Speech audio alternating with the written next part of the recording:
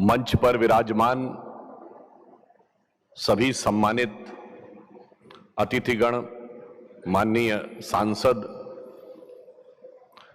इस संगठन के भिन्न भिन्न दायित्वों का निर्वहन कर रहे वरिष्ठ पदाधिकारीगण एवं आमंत्रित अतिथि, इस सभागार में उपस्थित सभी चेतना के उन्नयन की साधना में लगे हुए सभी साधक भाइयों और बहनों, जब कभी हम इस प्रकार के केंद्र पर आए जहां पर चेतना के आत्मिक विकास का अनुसंधान होता हो, तो वह स्थान अनुभूति का होता है, बोलने का नहीं होता है। परंतु आग्रह हुआ है तो अनुभूति के कुछ वाक्य कहने का प्रयास करूंगा। हम सभी जानते हैं कि संपूर्ण भारतीय वाङ्मय में सारा का सारा अनुसंधान अपने अंदर खोजने के लिए है। और जब आप अंदर खोजते हैं आपको क्या मिलता है और बाहर खोजते हैं तो क्या मिलता है, इसे एक उदाहरण से समझ सकते हैं। आप धरती के ऊपर चलते चले जाइए, एक नगर मिलेगा, दूसरा नगर मिलेगा, एक क्षेत्र मिलेगा, दूसरा क्षेत्र मिलेगा, विविध प्रकार के लोग स्थान देखने को मिलेंगे। मगर अगर धरती के अंदर जाना शुरू करिए तो दुनिया बदली कैसे जा सकती है। कहीं पर आपको कोयला मिलेगा तो कहीं सोना मिलेगा, तो कहीं पेट्रोलियम मिलेगा, तो कहीं रत्न मिलेंगे। यानी जितनी भी चीजें ऐसी हैं जो कि जीवन को बदल सकती हैं, वह अंदर आकर प्राप्त होती हैं, वह बाहर सतह पर प्राप्त नहीं होती। इसीलिए हमारे यहां कहा गया है, कबीरदास जी ने क्या कहा है, जिन खोजा तिन पाइया गहरे पानी पैठ, और जो बूढ़ा बौरन डूबन दरा रहा किनारे बैठ। और इतना ही नहीं, जब हम ध्यान लगाते हैं तो हमारी आंखों के सामने भले ही कृष्ण वर्ण हो, हमें प्रारंभ में श्याम रंग दिखता हो, परंतु जो जो हम उस रंग में उतरते चले जाते हैं, चित्त की उज्ज्वलता स्वतः उभर कर सामने आती चली जाती है। जिसे बिहारी लाल जी, जो बड़े प्रसिद्ध कवि रहे हिंदी के, उन्होंने कहा, या अनुरागी चित्त की गति समुझे नहीं कोय, ज्यों ज्यों डूबे श्याम रंग त्यों त्यों उज्जवल होए। तो अंदर जाकर हमें एक अलग प्रकार की उज्ज्वलता का आभास होता है। और जब हम अंदर जाते हैं, कभी आप ध्यान लगाते हैं, आप सब लोग तो इस विषय के बहुत दक्ष हैं, जब भी ध्यान लगाते हैं तो दो बिंदु चुनौतियां सबसे बड़ी आती हैं। पहली चुनौती यह कि मन किसी एक बिंदु पर स्थिर नहीं रहता, कभी वो एक विषय में भागता, कभी दूसरे विषय में भागता है। दूसरा, मन की सहज स्वाभाविक प्रवृत्ति अधोगामी है, नीचे की तरफ है। यदि मनुष्य के ऊपर मर्यादा, समाज, नियम, कानून के बंधन ना हो तो 100 में से 99 मनुष्य पाश्विक प्रवृत्तियों की तरफ बढ़ने की संभावना रहती। यानी जो जी में आए वो करें और जो जी में चाहें उसको ग्रहण कर लें। मानवीय और दैवीय मूल्य की तरफ जाने की संभावना मुश्किल होती है। इसीलिए हमारे यहां सारा अनुसंधान किस बात पे है कि जो अधोगामी प्रवृत्ति है, डाउनवर्ड टेंडेंसी है, वो डाउनवर्ड टेंडेंसी को किस प्रकार से स्थिर करके अपवर्ड टेंडेंसी की तरफ ले जाया जाए, सारा का सारा अनुसंधान इसके लिए है। और आप सभी ने सुना है कि हमारे यहां एक बहुत महत्वपूर्ण पर्व होता है जहां से सूर्य अपनी गति बदलता है। वो क्या होता है? मकर संक्रांति। उसको संक्रांति क्यों कहते हैं? क्योंकि उस दिन सूर्य दक्षिणायण से उत्तरायण होते हैं, यानी डाउनवर्ड से अपवर्ड होते हैं। अब मैं इसी विषय को जरा विराट रूप में देखूं तो स्वतंत्रता का अमृत महोत्सव वर्ष है। हम दुनिया के एकमात्र बड़े देश हैं। आपने हिस्ट्री में पढ़ा होगा तो हर बड़े देश में क्रांति हुई है। चाइना की क्रांति सुनी है हमने, फ्रांस की क्रांति सुनी है, ब्रिटेन की क्रांति सुनी है, रूस की क्रांति सुनी है, अमेरिका की क्रांति सुनी है। सिर्फ भारत में क्रांति नहीं सुनी है। क्यों? क्रांति वहां होती है जहां सब कुछ बाहर पाने की इच्छा हो, परंतु जहां अंदर खोजने की प्रयास होता है वहां संक्रांति होती है। इसलिए इस देश में क्रांति नहीं, संक्रांति घटित होती है। और यहीं से वो वैल्यू बेस्ड सिस्टम आता है, वहीं से वो वैल्यू बेस्ड गवर्नेंस आती है। क्योंकि हम संक्रांति के देश थे, इसलिए हम ही दुनिया के एकमात्र बड़े देश हैं जो दुनिया के ज्यादातर समय सबसे ताकतवर रहते हुए किसी दूसरे देश पर हमने आक्रमण नहीं किया, किसी दूसरे देश का हमने अधिग्रहण नहीं किया। हमारे यहां इन्वेजन का कोई कॉन्सेप्ट ही नहीं था, क्योंकि हमें दुनिया को नहीं जीतना था, जीतना हमें अपने को था। इसे मैं एक उदाहरण देना चाहता हूं। जब अलेक्जेंडर भारत आया तो उसके गुरु अरिस्टोटल पर्शिया में यानी आज के ईरान में रुक गए। तो अलेक्जेंडर ने कहा मैं भारत जा रहा हूं जो दुनिया का सबसे समृद्ध देश है और यहां अनेक प्रकार की कीमती चीजें हैं, तो गुरुदेव मैं आपके लिए कौन सी ऐसी चीज लेके आऊं, आप मुझे आदेश करें कि मैं कौन सी कीमती चीज लेके आऊं। तो उसके गुरु ने कहा कि तुम हीरे जवाहरात कितनी भी कीमती चीज ले आओ, मेरे लिए किसी काम की नहीं है। मैंने सुना है कि वहां कुछ फिलोसफर्स होते हैं जिन्होंने बहुत गहरा ज्ञान अर्जित कर रखा होता, उनमें से अगर कुछ एक लोगों को तुम साथ में ला पाओ, शायद उनसे बातचीत करके मेरे ज्ञान की वृद्धि हो सके। मगर जब वो तक्षशिला में आता है और उसके सैनिक आकर कहते हैं आचार्यों से कि आप चलिए, तो जाने से मना कर देते हैं। तो कहते हैं ये विश्व विजेता सिकंदर का आदेश है। तो जानते हो आचार्य क्या जवाब देता है? उसे तुम विश्व विजेता कहते हो जो अपने हृदय में उत्पन्न हुई विश्व विजय की इच्छा से इस कदर पराजित हो गया कि उसने हजारों लाखों लोगों को मौत के घाट उतार दिया। उसे विश्व का सबसे पराजित व्यक्ति कहोगे या जीव व्यक्ति? तो उन्होंने कहा तुम्हें पता नहीं है, हम तुम्हें समाप्त कर देंगे। तो उन्होंने कहा मैं तो शरीर हूं ही नहीं, मैं तो आत्मा हूं जिसे न काटा जा सकता है, न नष्ट किया जा सकता है, न जलाया जा सकता। उसे समझ ही में नहीं आया और वो 300 आचार्यों को बंदी बना के ले गया, परंतु उन सब ने अन्न जल त्याग कर अपने प्राण त्याग दिए और वो नहीं ले जा पाया, क्योंकि ये भारत एक अलग प्रकार का राष्ट्र है। मैं एक उदाहरण देना चाहता हूं, सिर्फ आज से 60-70 साल पहले इस बात को लेकर भारत का, भारतीय संस्कृति और हिंदू धर्म का मजाक उड़ाया जाता था कि यहां कहा जाता है कि ज्ञान प्राप्त करना है तो ध्यान लगा के बैठो। अरे भाई, ध्यान लगाने से कोई ज्ञान प्राप्त होता है? It's impossible. यह कहा जाता था if you want to attain knowledge you should go meet the people, look at the different places, study the circumstances, then you will be able to understand what the knowledge is, like what Darwin has done. अब मैं पूछना चाहता हूं, आज सिर्फ 50-60 साल गुजरे हैं और नई टेक्नोलॉजी ने हमें क्या सिखाया है? अगर आज हमें अमेरिका का न्यूयॉर्क टाइम्स अखबार पढ़ना है तो 2 तरीके हैं। यहां से अमेरिका की फ्लाइट पकड़िए, आपको लगभग 1 दिन लगेगा पहुंचने में, आज का अखबार कल पढ़िए।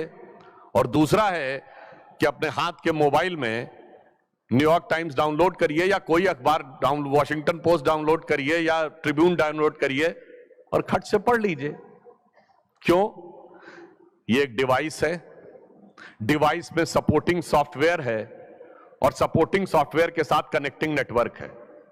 ठीक उसी प्रकार से हमारा शरीर एक डिवाइस है, हमारा अंतःकरण, मन, बुद्धि, चित्त, अहंकार सपोर्टिंग सॉफ्टवेयर है और ये सब नेटवर्क से कनेक्टेड है। जहां संपूर्ण ज्ञान इस आकाश में है, बस हमें उससे संबंध स्थापित करना है और स्वतः ज्ञान की अनुभूति होती है। और यहां आपने देखा कि यहां उसी प्रकार की साधना होती है, परंतु कई बार वैल्यू भटक जाए तो क्या होता है? मेरे मन में भाव आता है, जब यह संस्थान शुरू हुआ, मैंने पढ़ा 1937 में सिंध में, जो आज के हैदराबाद, सिंध में जो आज के पाकिस्तान में था, वहां प्रारंभ हुए, वहां से यहां आ गए। और जानते क्या होता है? जब इस ढंग की पुण्य प्रताप की चीजें किसी स्थान से बदलती हैं तो उस स्थान की गरिमा, उस स्थान का प्रभाव वह भी समाप्त हो जाता है। आज 75 वर्ष स्वतंत्रता के हुए हम, और जहां से आपका संस्थान शुरू हुआ था, इन दोनों जगहों के मुकाम में कितना अंतर आ गया। मैं पहले इस विषय का उल्लेख कर चुका हूं कि एक बार मैं टीवी डिबेट में था और पाकिस्तान की एक पत्रकार महोदया कहने लगी कि अरे हमारे आपके बीच में क्या बराबरी? हमने कहा हाँ बिल्कुल बराबरी नहीं है। उन्होंने कहा कि भाई आपके अमेरिका में बहुत बड़े बड़े लोग हैं, इसलिए आप अपने हिसाब से चीजें मैनिपुलेट कर लेते हैं, क्योंकि उस जमाने में गूगल के ऊपर कुछ लिखा जाता था तो कुछ ऐसी चीज आ जाती थी जिसको लेकर उनको बड़ा कष्ट था उस जमाने में। मतलब मैं इस विषय का यहां उल्लेख नहीं करना चाहता, फिर भी कह देता हूं। गूगल पे एक जमाने में ऐसा था कि भिखारी टाइप करिए तो इमरान खान की फोटो आ जाती थी। तो पाकिस्तान ने यह आरोप लगाया कि गूगल का सीईओ भारतीय है, इसलिए शायद भारत ने यह मैनेज कर रखा है। तो मैंने कहा आप गलत कह रहे हैं, सिर्फ गूगल का सीईओ भारतीय नहीं है, माइक्रोसॉफ्ट का सीईओ भी भारतीय है, पेप्सी की सीईओ भी भारतीय है, मास्टर कार्ड का सीईओ भी भारतीय है, और इतना ही नहीं, एक जमाने में जो सबसे बड़ा सिटी बैंक है उसका सीईओ भी भारतीय था। हमारे यहाँ बहुत बड़ी बड़ी कंपनियों के चीफ हैं, मगर आप और हम साथ साथ चले थे। आपके यहाँ भी बहुत से चीफ हैं, लश्कर तैयबा का चीफ है, जैश ए मोहम्मद का चीफ है, अल-कायदा का चीफ है। तो यह दर्शाता है कि अगर आप वैल्यू से भटक जाते हैं तो आप कहां से कहां पहुंच जाते हैं। इसलिए मैं सिर्फ यह कहना चाहूंगा कि आज जैसा कि अभी बताया आप कि ये डायमंड हॉल है और ये डायमंड जुबली है। हमारा स्वतंत्रता का अमृत महोत्सव पूर्ण हुआ है।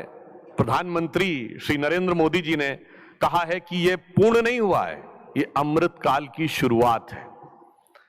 ये अमृत काल की प्रथम अरुणिमा है जो अगले 25 वर्षों में भारत को वहां पर पहुंचाना है जो इसका वास्तविक भवितव्य था, और उस सब के लिए हमको प्रयास करना है।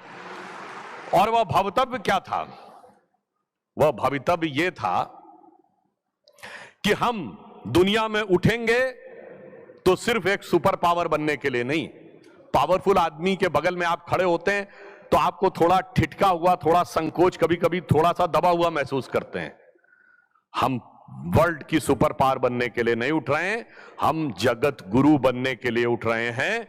क्योंकि जब गुरु के बगल में आप खड़े होते हैं तो आनंदित, आह्लादित महसूस करते हैं। तो yes, in this Amrit Kal, we are all set to rise on the scenario of the world, not to dominate the world, but to motivate the world. आप कहेंगे तो सैद्धांतिक बात है, क्या यह वास्तविकता में है? एक झलकी तो दिख गई जब अंतर्राष्ट्रीय योग दिवस हुआ, आज पूरी दुनिया में मनाया जाता है। अरे राष्ट्र तो छोड़िए, जो लोग योग करते हैं क्या वो मोटिवेट नहीं होते? ये हमारे राष्ट्र की शक्ति है, ये हमारी संस्कृति की शक्ति है। इसलिए हम विषय को ज्यादा आगे न ले जाते हुए सिर्फ एक छोटी सी बात कहेंगे। कभी कभी हमारे यहां जो कथानक हैं उसके अंदर भी बहुत से सूक्ष्म तत्व होते हैं जो आपके ध्यान साधक ही समझ सकते हैं, दूसरा कोई नहीं। उदाहरण के लिए मैंने एक बात पहले कभी कही कि कभी आपने सोचा कि सीता जी जब वन में थीं और मृग सोने का दिखा और उन्होंने भगवान राम से कहा जाओ सोने का मृग होता है, जरा इसके पीछे अनुसंधान करो जाके, इसका अर्थ क्या है। आप सब ने संस्कृत का वह कहावत सुनी होगी, विनाश काले विपरीत बुद्धि, परंतु इसका पूर्ण श्लोक जानते क्या है? वो यह है, न निर्मिते न दृश्यते कदैव, न श्रूयते स्वर्णमयी कुरंगी, तथापि तृष्णा रघुनंदनस्य विनाश काले विपरीत बुद्धि। इसका अर्थ न कभी बना, न कभी देखा गया, न कभी सुना गया कि सोने का हिरण होता है, फिर भी तृष्णा ने रघुनंदन को ऐसा घेर लिया, भगवान को, कि वो उसके पीछे चले गए। इसका अर्थ जानते क्या है?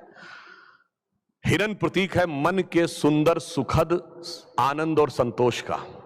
सोना धन संपत्ति का। धन संपत्ति में सुख नहीं होता है, इसीलिए सोने का हिरण नहीं होता है।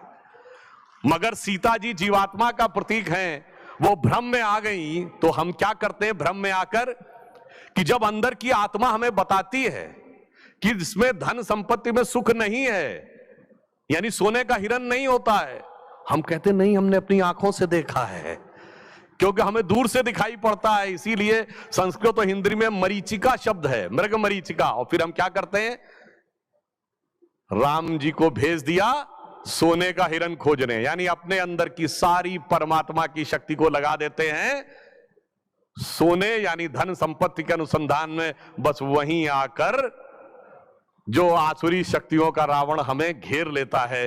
यह इस बात का प्रतीक है कि हमें मन को कहां केंद्रित करना है और कहां नहीं केंद्रित करना है। और इसमें एक और वाक्य अंत में कह दूं, ये रावण के जब 10 सिर कटते थे तो एक सिर कट के दूसरा क्यों खड़ा हो जाता था, और भगवान इसको रोक नहीं पाते थे।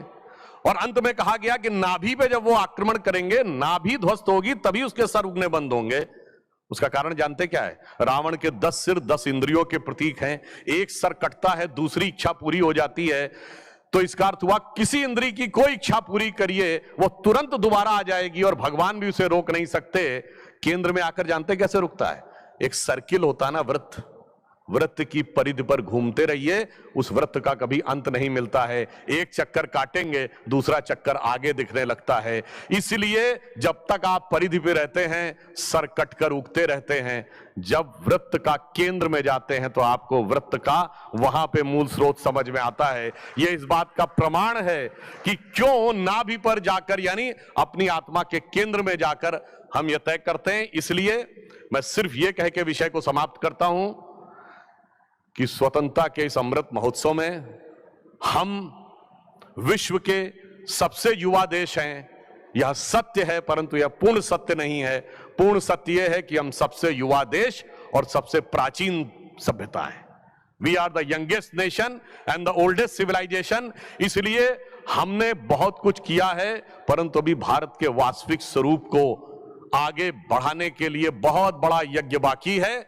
इस सब में हम सबको योगदान देना है, मिलकर देना है। तो मैं अटल जी की पंक्ति कह के विषय समाप्त करता हूं, आहुति बाकी यज्ञ अधूरा। और कभी कभी अपने ही लोग इन विचारों के खिलाफ खड़े हो जाते हैं। तो आहुति बाकी यज्ञ अधूरा, अपनों के विघ्नों ने घेरा, अंतिम जय का अस्त्र बनाने, नव दधीच हड्डियां गलाएं, आओ मिलकर दिया जलाएं, आओ मिलकर दिया जलाएं। धन्यवाद।